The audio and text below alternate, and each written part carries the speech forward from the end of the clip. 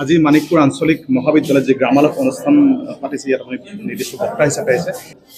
আচলতে গ্ৰামালোকটো আৰু মোৰ বক্তৃতা অনুষ্ঠান দুটা পৃথক পৃথক অনুষ্ঠান। গ্ৰামালোকটো আমাৰ উদ্যোগতেই হৈছে। আমি যেহেতু সাহিত্য একাডেমীৰ অসমীয়া ভাষা উপদেষ্টা সমিতিৰ আমি আহ্বায়ক, গতিকে আপোনালোকৰ এই মানিকপুৰ আঞ্চলিক মহাবিদ্যালয়ে একাডেমীলৈ এটা অনুৰোধ কৰিছিল আৰু সেই অনুৰোধটো আমি যথাযোগ্য স্থানলৈ প্ৰেৰণ কৰিছিলোঁ আৰু তাৰ পৰিণতি স্বৰূপে সাহিত্য একাডেমীৰ অনুমোদন ক্ৰমে গ্ৰামালোক কাৰ্যসূচীটো অনুষ্ঠিত হৈছে আৰু মহাবিদ্যালয়ে নিজাববীয়াকৈ তেওঁলোকে এই বক্তৃতা অনুষ্ঠানটো আয়োজন কৰিছিল। কাৰণ গ্ৰামালোকত সাধাৰণতে উপদেষ্টা পৰিষদ বা একাডেমীৰ আন কোনো বিষয়ববীয়া সাধাৰণতে উপস্থিত নাথাকে, গতিকে আমাৰ বক্তৃতা অনুষ্ঠানটো মহাবিদ্যালয়খনে পৃথকভাৱে আয়োজন কৰিছিল। গতিকে আজি বক্তৃতাৰ আপোনালোকে শুনিলেই যে বক্তৃতাৰ বিষয় আছিল আদৰ্শ অভিভাৱক আৰু আদৰ্শ শিক্ষা।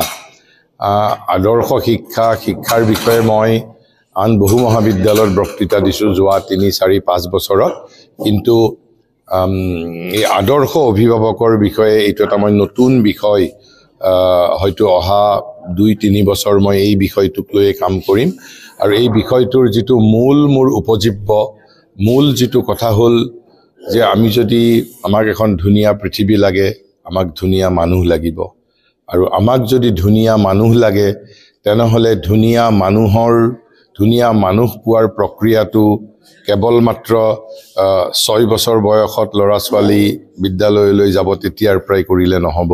জন্মৰ সময়ৰ পৰা কৰিব লাগিব, জীৱনব্যাপী কৰিব লাগিব আৰু আনকি জন্মৰ পূৰ্বৰ পৰাই মাতৃগৰ্ভত থকাৰ পৰাই আমি শিশুক শিক্ষিত কৰি তুলিব লাগিব। আৰু আদৰ্শ অভিভাৱক মানেই হ'ল পিতৃ মাতৃৰ দায়িত্ব।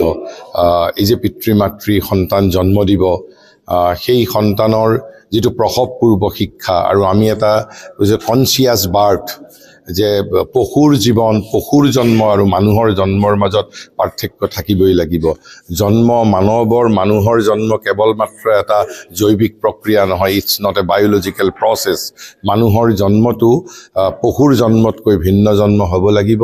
গতিকে শিশুক প্ৰতিপালন কৰাৰ আচল অন্তৰ্নিহিত যিটো তাৎপৰ্য হ'ল পিতৃ মাতৃয়ে নিজেই আকৌ এবাৰ শিক্ষিত হ'ব লাগিব আৰু সেই শিক্ষা পিতৃ মাতৃৰ ক্ষেত্ৰতো জীৱনব্যাপী চলি থাকিব লাগিব। গতিকে সেই আদৰ্শ অভিভাৱক সম্বন্ধীয় আমি অলপমান ক'লোঁ আৰু আদৰ্শ শিক্ষা সম্বন্ধীয় আমি অলপ বক্তব্য ৰাখিলোঁ। মই মানিকপুৰ আঞ্চলিক মহাবিদ্যালয়ক ধন্যবাদ জনাইছোঁ, কৃতজ্ঞতা জনাইছোঁ তেখেতসকলে আমাক এইখিনি বক্তৃতা দিবৰ সুযোগ দিয়াৰ বাবে।